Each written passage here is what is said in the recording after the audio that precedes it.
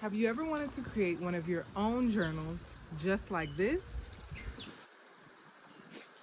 Maybe you're a yoga teacher and you want to add a meaningful and intentional product to your offerings, or maybe you're a retreat host and you just want to create something that you can put in all of your attendees' gift bags. Or maybe you're just a creative and introspective person that always just wanted to create a journal.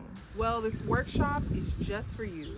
In this workshop, you're going to learn how to create a journal by doing a project where you watch me create a collage style spiral bound journal.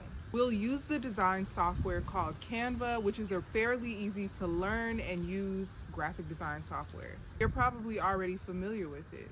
I'll also show you how to set up the file so that when you go to print it, you don't have any issues with the file coming out weird or anything like that.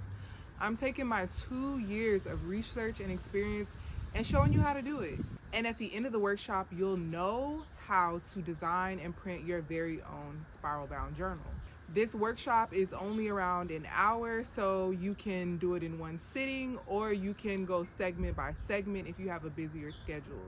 Let me tell you, there's no better feeling than designing a journal and having it in your hand.